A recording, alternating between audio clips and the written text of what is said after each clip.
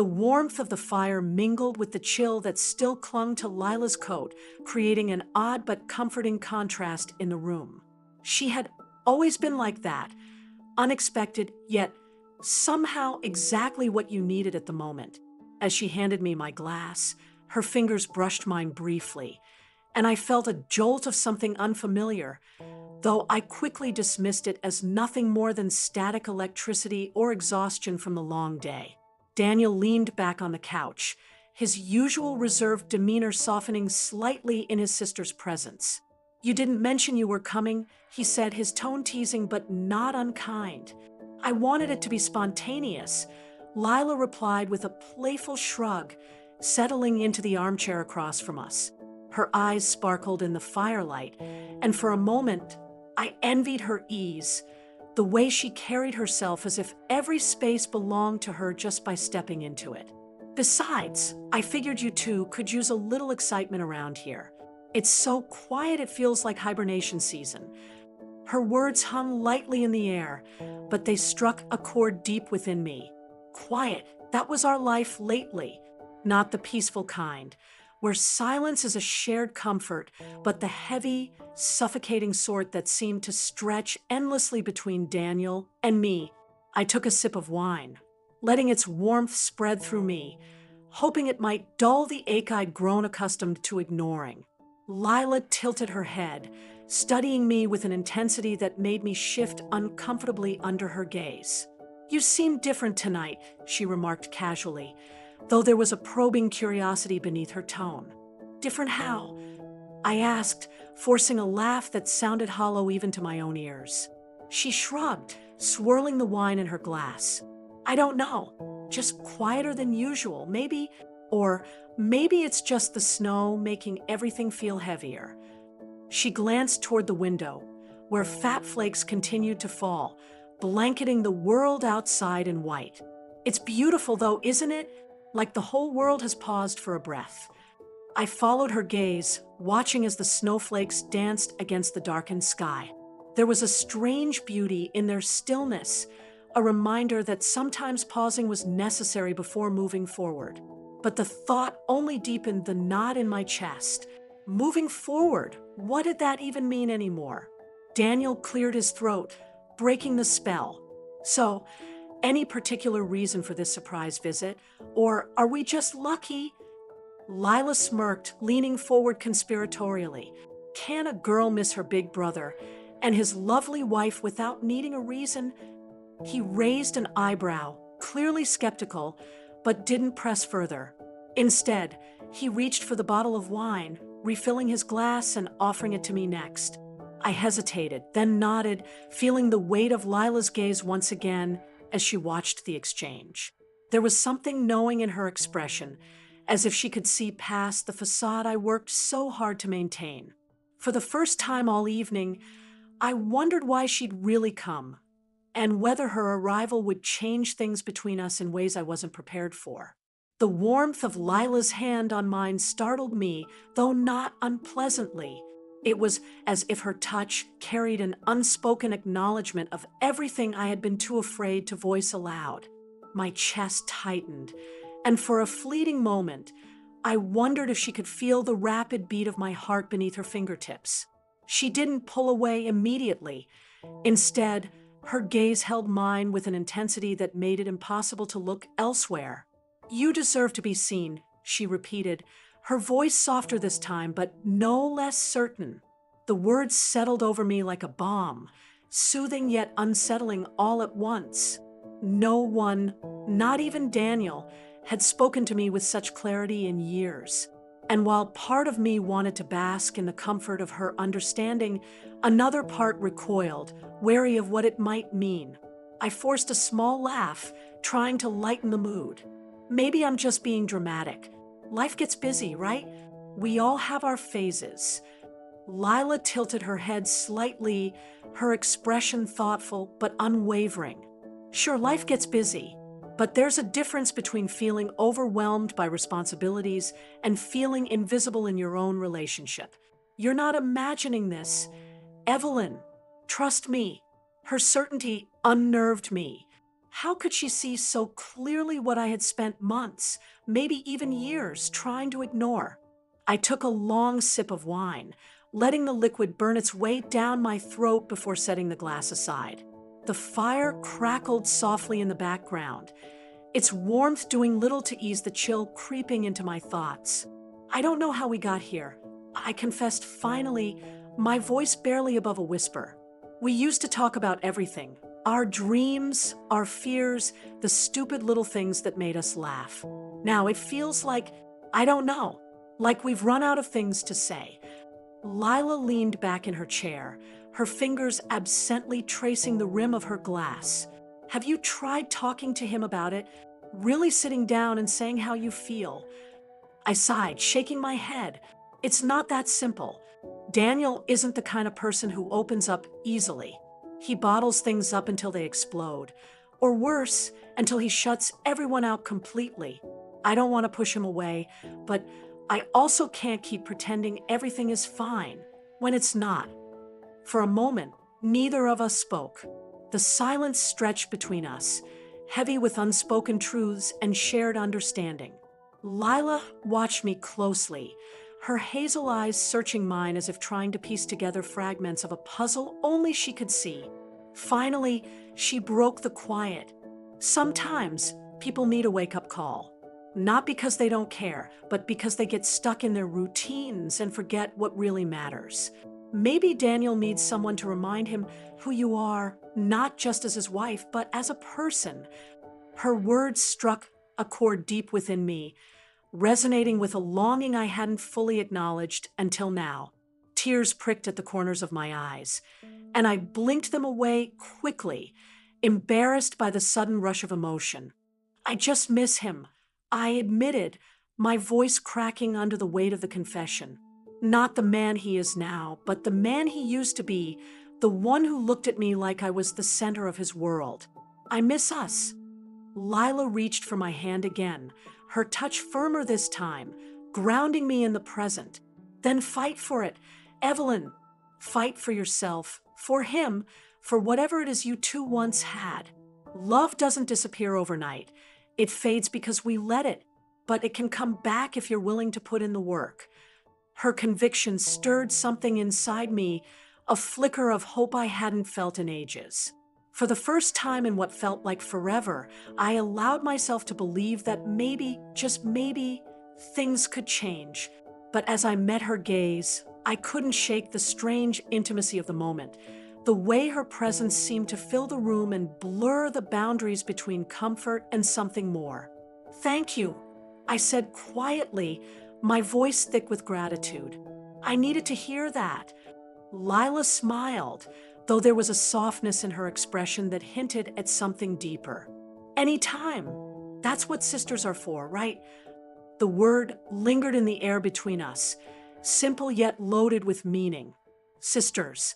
It should have felt natural, safe. But as she squeezed my hand one last time before pulling away, I couldn't help but wonder if the line between sisterhood and something else had already begun to blur, and whether either of us was ready to confront what that might mean. The warmth of Lila's lips lingered on mine, a ghostly echo of what had just happened. My heart pounded in my chest, each beat reverberating through me like the aftershocks of an earthquake. I could feel her breath mingling with mine, shallow and uneven, as if she too was grappling with the enormity of what we'd done. The fire crackled softly behind us, its glow casting flickering shadows across the room that seemed to dance along with the chaos inside me. "I shouldn't have done that," Lila whispered finally, her voice trembling. But there was no regret in her tone, only a raw vulnerability that mirrored my own confusion. Her fingers still rested lightly against mine, neither pulling away nor tightening their hold, as though she wasn't sure whether to retreat or press forward. "You didn't," I said quickly, surprising even myself with how steady my voice sounded despite the storm raging within me. "I mean, I let it happen." The admission felt like stepping off a cliff, leaving me suspended in midair, waiting for the fall. Lila's eyes searched mine, her gaze piercing yet tender. "Do you regret it?" she asked, her words barely audible over the faint hum of the dying fire. Regret. The word hung between us, heavy and loaded with meaning. Did I? My mind raced, sifting through layers of guilt, desire, and something else I couldn't quite name. This wasn't supposed to happen, not with Daniel asleep upstairs, not with everything we'd built together hanging precariously in the balance. And yet in this moment, none of that seemed real. All that existed was the heat of Lila's touch, the taste of her kiss still lingering on my lips, and the undeniable spark of connection that refused to be ignored. No, I admitted, the word slipping out before I could stop it. But that doesn't make it right. Lila exhaled sharply, as though she'd been holding her breath, and leaned back slightly, creating a sliver of space between us. It was enough to break the spell, at least momentarily. She ran a hand through her hair, her expression conflicted but resolute. "You're married, Evelyn, to my brother. Whatever this is, it can't happen again." Her words hit me like a splash of cold water, dousing some of the fire that had ignited between us. She was right, of course. What we'd shared was reckless, dangerous even. Yet the part of me that craved intimacy, that longed to be seen and understood in ways Daniel never could, rebelled against her logic. "I know," I said quietly, my voice cracking under the weight of unspoken emotions. "But pretending it didn't happen won't fix anything either." For a long moment, neither of us spoke. The silence stretched taut, filled with all the things we wanted to say, but couldn't. Finally, Lila reached out, her hand brushing against my cheek in a gesture so gentle it made my chest ache. "You deserve to feel alive, Evelyn. Not just tonight, but every day. Don't settle for less than that." Her words struck a chord deep within me, resonating with the same longing I'd tried to bury beneath years of routine and obligation. Tears pricked at the corners of my eyes, and I blinked them away quickly, unwilling to let her see how much her confession had shaken me. "Then what do we do?" I asked, my voice barely above a whisper.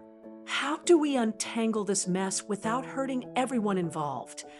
Lila hesitated, her thumb tracing small circles against the back of my hand. "I don't know," she admitted, her voice tinged with sadness. "But running from it isn't the answer. We need to figure this out, together." The finality in her tone sent a shiver down my spine. Together. The word carried a promise, a commitment to navigate the tangled web we'd woven, no matter how painful or complicated it might become.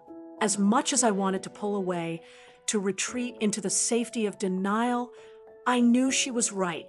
There was no going back now, not after this. We sat there for what felt like hours, the embers of the fire slowly fading into darkness around us. Neither of us moved, content to exist in the fragile limbo we'd created. For the first time in years, I felt truly seen, not as a wife, not as a caretaker, but as a woman with desires and flaws and dreams that deserve to be acknowledged. And yet, as the reality of our situation settled over me, I couldn't ignore the gnawing sense of unease in the pit of my stomach. Whatever path lay ahead, it would be fraught with challenges, sacrifices, and impossible choices. But in that moment, sitting beside Lila with her hand still resting gently on mine, I allowed myself to believe that maybe, just maybe, we could find a way to rewrite the story we'd started. Even if it meant burning everything else to the ground. The fire had burned down to embers, casting a dim, flickering glow across the room as I sat there alone, my thoughts spiraling like leaves caught in a storm. The weight of what had happened pressed down on me, heavy and unrelenting, yet beneath it all, there was an undeniable spark, a flicker of something I couldn't extinguish no matter how hard I tried. What had I done? The question echoed in my mind, relentless and unforgiving. This wasn't me, or at least it wasn't the version of myself I'd grown accustomed to over the years. That woman was practical, predictable, bound by rules both external and self-imposed. She lived within the lines, never straying too far from what was expected of her. But tonight, I had crossed a line I hadn't even realized existed until Lila's lips met mine. And yet, amidst the guilt that clawed at my chest, there was another feeling, something raw and electric that I couldn't ignore. For the first time in years, I felt alive. Not just physically, though the memory of Lila's touch still lingered on my skin like a phantom ache. It was deeper than that.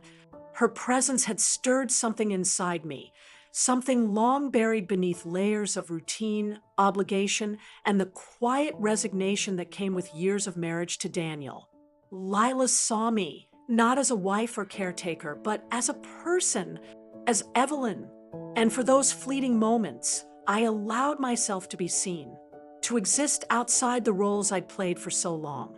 It was intoxicating, terrifying, and utterly disorienting. But how could I reconcile this newfound awareness with the life I'd built? With Daniel, he wasn't a bad man. He was simply distant, preoccupied with his work and his own internal struggles. Our marriage wasn't perfect, but it wasn't broken either.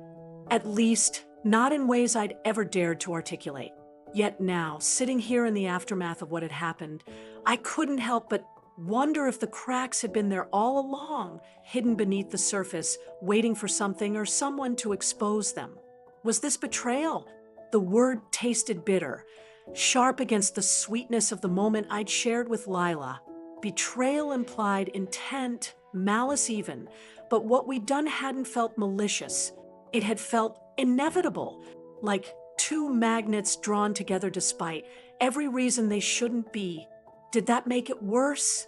Or was it merely a cry for help, a desperate attempt to reclaim a part of myself I'd lost somewhere along the way? I thought about Daniel upstairs, asleep in our bed, oblivious to the turmoil raging in my mind. What would he say if he knew? Would he understand? Could he forgive me? More importantly, could I forgive myself? These questions swirled endlessly, each one more suffocating than the last. But then there was Lila, her laughter, her warmth, the way she looked at me like I was the only person in the world who mattered. She made me feel things I didn't know I was capable of feeling anymore, things I wasn't sure I wanted to feel. And yet, I couldn't deny the pull toward her, the magnetic force that seemed to defy logic and reason. As the night stretched on, I found myself torn between two versions of myself, the woman I'd always been, the dutiful wife, the reliable partner, and the woman I might become if I let myself follow this path. Both scared me in different ways. One promised safety, familiarity, and the comfort of knowing exactly where I stood. The other offered uncertainty, risk, and the possibility of something I couldn't yet name. In the end, I stayed by the fire until the last ember faded into darkness, my mind no closer to resolution than when I'd started.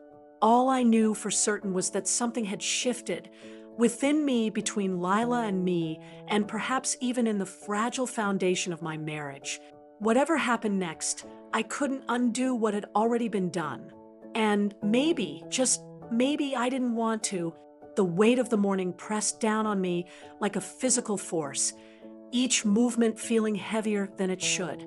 The clink of dishes and the hum of Daniel's cheerful chatter only amplified the tension coiled tightly in my chest. Lila moved with careful precision, her every action deliberate, as if she too was hyper-aware of the fragile balance we were trying to maintain. "Coffee?" she asked, her tone light but strained, holding up the pot. "Yes, please," I managed, forcing a smile that felt brittle at the edges. She poured the coffee without meeting my eyes, her hands steady despite the storm I knew was brewing beneath her calm exterior. Daniel, oblivious to the undercurrents swirling around him, launched into an animated story about something amusing that had happened at work. Normally, I would have laughed or chimed in with a comment, but today, his words washed over me like static. My focus kept drifting back to Lila, her profile, the way her fingers curled around the mug, the faint furrow of her brow when she thought no one was looking. When Daniel finally excused himself to take a call, The silence between us became almost suffocating. Lila leaned against the counter, her arms crossed loosely over her chest. For a moment, neither of us spoke. The only sound was the soft ticking of the clock above the sink. Then, just as I began to think she might leave the room, she turned to me, her gaze piercing yet hesitant. "We need to figure this out," she said quietly, her voice barely audible over the distant murmur of Daniel's voice from the other room. "I know," I replied, my throat tight. "But what does that even mean? What are we supposed to do now?" Her expression softened, though there was still a flicker of uncertainty in her eyes. "I don't have all the answers, but pretending it didn't happen isn't going to make things easier." Her honesty stung, not because it was harsh, but because it was true. Ignoring the kiss wouldn't erase it. It wouldn't undo the emotions it had stirred within me or the questions it had raised about who I was and what I wanted. Still, the thought of confronting it head-on filled me with a mix of fear and dread. "What about Daniel?" I whispered, glancing toward the doorway to ensure he wasn't within earshot. "How do we explain this to him? Or do we even try?" Lila hesitated, her fingers drumming lightly against the countertop. "I don't know, but we can't keep living like this, walking on eggshells, hiding behind these walls we've built. It's exhausting." Her words struck a chord deep within me. Exhausting. That was exactly how I felt. Drained, stretched thin by the effort of compartmentalizing my feelings, of pretending everything was fine when it so clearly wasn't. And yet, the alternative, facing the truth, whatever that might be, felt equally daunting. Before I could respond, Daniel returned, his presence instantly altering the dynamic in the room. He grinned at us, seemingly unfazed by the palpable tension. "What are you two whispering about? Plotting world domination?" His joke fell flat, landing somewhere between awkward laughter and strained smiles. Lila recovered first, flashing him a playful smirk. "Something like that. You better watch your back." He chuckled, shaking his head as he grabbed his coat. "Well, I'm off to run some errands. Don't burn the house down while I'm gone." As the door clicked shut behind him, the silence returned, heavier this time. Lila exhaled sharply, running a hand through her hair. "This is insane," she muttered, more to herself than to me. "It is," I agreed, my voice trembling. "But it's also real, and I don't know how to untangle it." She looked at me then, her gaze searching mine as if trying to decipher the unspoken thoughts swirling behind my eyes. "Do you regret it?" she asked softly, her voice tinged with vulnerability. The question caught me off guard, forcing me to confront emotions I'd been avoiding. Did I regret it? The answer wasn't simple. Regret implied clarity, a definitive right or wrong, and I wasn't sure I had either. All I knew was that the kiss had awakened something within me, a longing, a hunger for connection that I couldn't ignore. "No," I admitted finally, my voice barely above a whisper. "But that doesn't make it okay." Lila nodded, her expression thoughtful. "No, it doesn't. But maybe okay isn't the point. Maybe the point is figuring out what we really want and being brave enough to face it." Her words lingered in the air, heavy with meaning. Brave. Was I brave enough to navigate the chaos we'd created? To risk losing everything I'd built for the chance at something new? I didn't know. But as I stood there, staring into Lila's unwavering gaze, I realized one thing for certain: there was no going back. Whatever path lay ahead, it would demand honesty, courage, and a willingness to embrace the unknown. And for the first time in years, that possibility, terrifying as it was, felt strangely liberating. The air between us felt heavy, charged with unspoken emotions that neither of us seemed ready to fully confront. Lila's words hung in the silence, raw and vulnerable, yet they carried a weight that I couldn't ignore. She cared about me more than she should. The admission was both thrilling and terrifying, stirring something deep within me that I had tried so hard to suppress. "I don't know what this is," I admitted finally. my voice barely above a whisper, but it feels real, and I can't just shut it off like a switch. Lila looked at me then, her hazel eyes searching mine as if trying to decipher the storm of thoughts swirling behind them. Do you think Daniel would understand if we told him, I mean, the question caught me off guard, forcing me to consider the unthinkable. Telling Daniel would mean exposing not only our betrayal, but also the cracks in our marriage that had been hidden for far too long. Could he handle it? More importantly, could we handle the fallout? I don't know, I said honestly, my chest tightening at the thought. But even if he did, where does that leave us? What do we want, Lila? Because I'm not sure I have an answer. Her gaze softened, and she reached out, her fingers brushing against mine in a gesture that sent a jolt through me. I want you to be happy, she said simply, and maybe part of me wants to believe I could make you happier than he ever could. Her confession hit me like a wave, leaving me breathless. It wasn't just desire or attraction, it was hope. Hope that we could find something together, something deeper and more meaningful than either of us had experienced before. But hope was dangerous, especially when tangled up in guilt and uncertainty. And what if it doesn't work? I asked, my voice trembling. What if we ruin everything? Our family, your relationship with Daniel, everything, and end up losing each other anyway? Lila hesitated, her thumb tracing small circles on the back of my hand. Then at least we'll know we tried. Isn't that better than living with what-ifs? Her words struck a chord deep within me, resonating with the longing I'd buried beneath years of obligation and routine. She was right. There was no going back now. Whatever path lay ahead, fraught with challenges and risks, was one I couldn't ignore any longer. I'm scared, I confessed, tears pricking at the corners of my eyes. Scared of hurting Daniel, scared of losing you, scared of facing myself and realizing I've been unhappy for so long. Lila leaned closer, her free hand coming to rest gently on my cheek. You're not alone in this, she murmured, her voice steady despite the emotion shimmering in her eyes. We'll figure it out, together, no matter how messy or complicated it gets. Her touch grounded me, anchoring me to the present moment and reminding me that I didn't have to face this alone.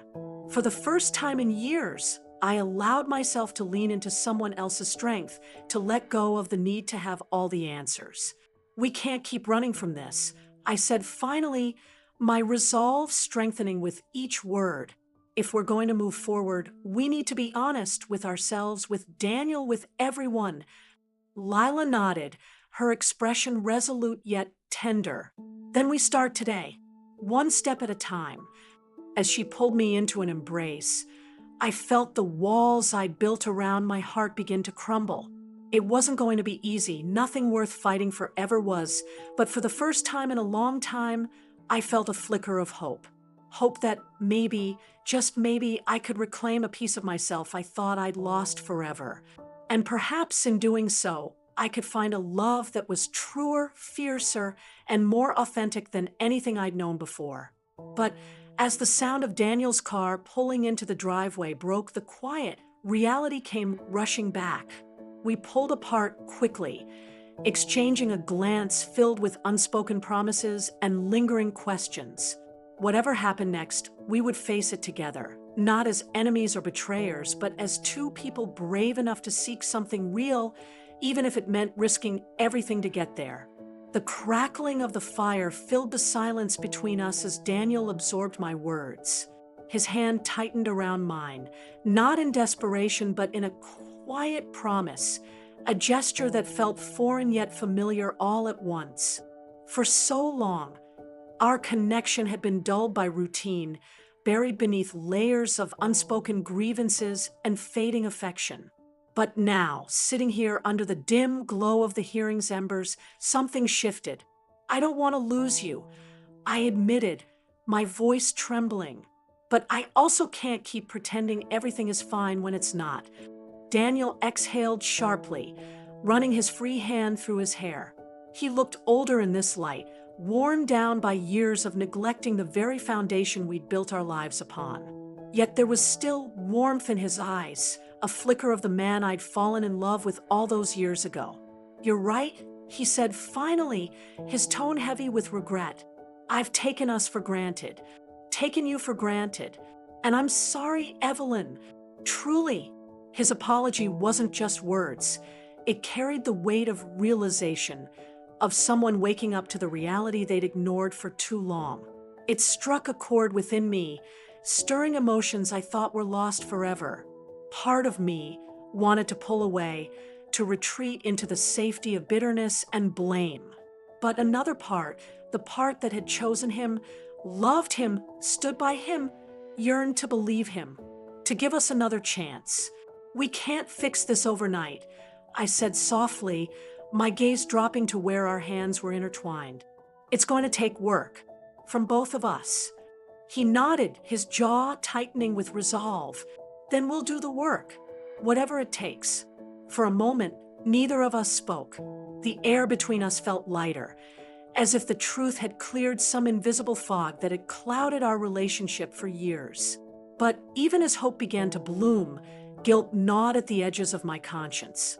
Lila's face flashed in my mind, her touch, her kiss, the way she'd made me feel alive again. How could I reconcile the honesty I demanded from Daniel with the secret I was keeping? "Evelyn," Daniel's voice broke through my thoughts, pulling me back to the present. "Is there more? Something else you need to tell me?" My breath hitched, panic rising in my chest like a tidal wave. Did he know? Could he sense the turmoil brewing beneath my carefully composed exterior? I opened my mouth to speak, the words teetering on the edge of confession, but they wouldn't come. "Not yet." "No," I lied, forcing a small smile. "Just let's start here. One step at a time." Relief washed over his features, though a shadow of doubt lingered in his eyes. He squeezed my hand again, leaning closer until our foreheads touched. "Okay, one step at a time." As we sat there together, the fire casting flickering shadows across the room, I allowed myself to believe, for the first time in what felt like forever, that maybe, just maybe, we could rebuild what we'd lost. But deep down, I knew the road ahead wouldn't be easy. There were truths I couldn't bury forever, choices I couldn't avoid making. And Lila, she was a chapter one hadn't closed yet. Later that night, as Daniel slept soundly beside me, I found myself staring at the ceiling, replaying the conversation in my mind. Had I done the right thing? By choosing to confront Daniel, I'd taken the first step toward healing our marriage. But what about Lila? What about the feelings she'd awakened within me? Feelings I couldn't simply dismiss or ignore. A soft knock at the door startled me from my thoughts. My heart raced as I slipped out of bed, tiptoeing down the hallway to find Lila standing there, her expression unreadable in the dim light. "We need to talk," she whispered, her voice steady but tinged with urgency. I hesitated, glancing back toward the bedroom where Daniel lay asleep. This was reckless, irresponsible, but I couldn't turn her away. "Not now." "Come in," I murmured, stepping aside to let her enter. She moved past me, her presence filling the space with an intensity that left me breathless. We stood in the living room, the remnants of the fire casting faint shadows across the walls. "I heard you talking to Daniel earlier," she began, her tone cautious, "about wanting more." My stomach churned, guilt and fear warring within me. "Lila, I get it," she interrupted, her voice softer now. "You love him, and I respect that. But Evelyn, what about us? What we shared, it wasn't nothing." Her words hit me like a punch to the gut, leaving me momentarily speechless. She was right. What we'd shared had been real, raw, and undeniable. But acknowledging it meant facing the chaos it would unleash, not just in my life, but in hers and Daniel's as well. "I don't know what to do," I admitted finally, tears spilling down my cheeks. "I care about you, Lila, more than I should." but I can't throw away everything I've built without knowing if what we have is worth it. She stepped closer, her gaze piercing yet tender. Then let's find out. Together. Her hand brushed against mine, sending a jolt of electricity through me. For a moment, I let myself lean into her touch, savoring the warmth and familiarity of it. But then reality crashed back in, sharp and unrelenting. "This isn't fair to anyone," I said, pulling away. "Not to Daniel, not to you, and certainly not to me." Lila sighed, her shoulders slumping slightly. "You're right, but running from this won't make it go away either." We stood there in silence, the weight of our shared secret pressing down on us. In that moment, I realized there were no easy answers, only difficult choices. And whichever path I chose, someone would get hurt. As dawn began to break, painting the sky in hues of pink and gold, I made a silent vow to myself. I would face this head-on no matter how painful or messy it became. Because staying stuck in limbo wasn't living, it was merely existing. And after everything that had happened, I deserved more. We all did. The weeks that followed were a delicate dance. One step forward and sometimes two steps back. Daniel and I made an effort to carve out time for each other. Real, intentional time. No distractions, no half-hearted conversations over the hum of the television or hurried exchanges as we passed in the hallway. We cooked meals together, lingered over coffee in the mornings, and even took long walks through the quiet streets of our neighborhood. It wasn't perfect. There were moments when old frustrations bubbled to the surface, when silence stretched too long between us, heavy with everything we still hadn't said. But despite the stumbles, there was progress, a slow, steady rebuilding of something that had nearly crumbled. One evening, as we sat on the couch under the soft glow of the lamp, Daniel turned to me with a look I hadn't seen in years. "I've missed this," he admitted, his voice tinged with both sadness and hope. "Us." "Me too," I replied, my throat tightening. And it was true. Somewhere along the way, we'd lost sight of what had brought us together in the first place. The laughter, the shared dreams, the feeling of being understood. That night, we talked late into the evening about everything and nothing, about the cracks in our marriage, about the fears we kept buried, about the future we wanted to build, not just for ourselves, but for each other.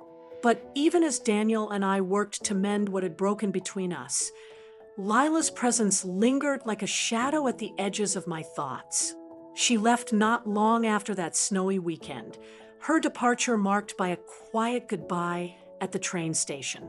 The air was cold, biting against my cheeks, but it was nothing compared to the ache in my chest as I watched her board the train. Her eyes met mine one last time before she disappeared into the crowd, and in that fleeting moment, I saw everything we couldn't say aloud. Regret, longing, gratitude. It was all there, unspoken but undeniable. "You'll call?" I asked, my voice barely above a whisper. She nodded, offering a small, bittersweet smile. "Of course. Take care of yourself, Evelyn." And then she was gone, leaving behind only the faint scent of her perfume and the echo of her words. I stood there for a while, watching the train pull away until it vanished into the horizon. As much as I tried to push it aside, the memory of her kiss lingered, etched into my mind like a photograph I couldn't stop looking at. It wasn't guilt I felt, not entirely, but something deeper, more complex. A recognition that she had awakened something within me, something I couldn't ignore any longer. In the days that followed, I found myself reflecting on what had happened, not just the kiss itself, but the emotions it had stirred. For so long, I had been living on autopilot, going through the motions without truly seeing myself or the life I had built.